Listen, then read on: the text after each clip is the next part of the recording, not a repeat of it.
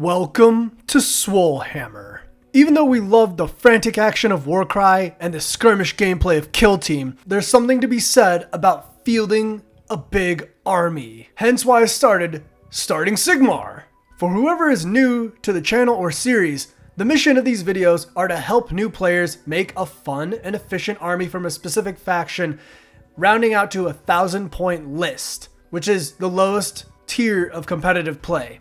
We also want to make it easy to acquire these items and enjoyable to hobby with. The criteria are as follows. We avoid making lists with repeat models. Models need to be easily accessible either from a Games Workshop store or Amazon. I like to support local, but sometimes prices can't be beat online. All models suggested are in plastic, and we only focus on armies with the current edition's battle tomes. We're in the 3rd edition of Age of Sigmar. Some armies still only have their 2nd edition rules, and I don't want to do videos on them until they get their new rules because the videos will go out of date quicker. So join me as we garner the elemental wisdom of the Lumineth Realm Lords. So why play Lumineth Realm Lords? You like elves, so that's it!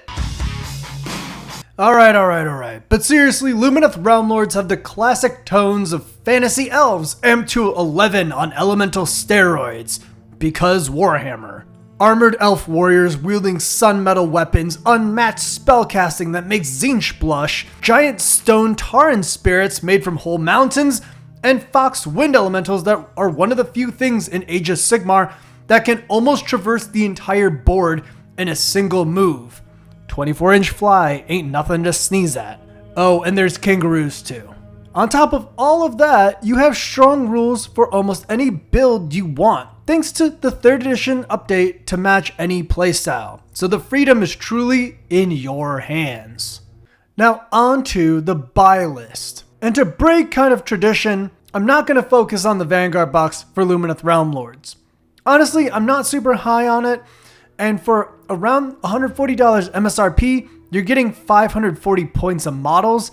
Just doesn't seem worth it to me. Instead, hear me out. Get the Battle Force box from last year for the Lumineth Realm Lords, the Venari Shining Host. This has 820 plus points, depending on build, worth of models for around $170 to $200, which $200 MSRP, but a lot of places you can find it way cheaper. Next up, we will grab the Light of Eltharion, a very cool solo hero model for around $40 MSRP. And then the Lumineth Realm Lords Endless Spells are actually going to be our optional choice for this list. If you want to tack on another $45 MSRP, then get this and your list will round out to a perfect 1,000 points. Though I will emphasize this is optional.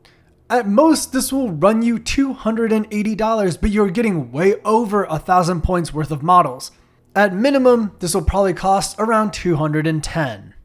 Now onto the list, and we have Illumina as the army sub-faction. This is kind of a good all-rounder pick, has very general good balance benefits for your army. Then we have the Light of Eltharion that you got in your leader position, as well as a generic Venari Lord Regent from the Battle Force box as your general. You're going to use everything in that Battle Force box except the Venari Banner Lord because we needed the points to work out. Though if and when you go past 1,000 points, you can throw him back in. Also, realistically, including the Light of Eltharion, he's a nice little centerpiece, very cool model, and an absolutely horrifying beatstick in the new Battle Tome. After that, like I said, it's just the rest of the Battle Force box. You have your Wardens, your Dawn Riders as your battle line. You have a Star Shard Ballista to snipe down any monsters. Venari Blade Lords as another just aggressive choice. And the Rune of Petrification as your optional endless spell. If you don't take it, this list is 960, still perfectly fine. But the Rune of Petrification from the endless spells makes it an even 1,000 and also just a pretty good effect, as it doles out mortal wounds and slows down your opponent, so you can pick your combats more favorably. This is a very aggressive list, as the Ballista is the only thing that's really kind of sitting around. We don't have any of the classic archers that Lumineth are known for, because they don't come in the Battle Force box, but you can buy those later if you really wanted to.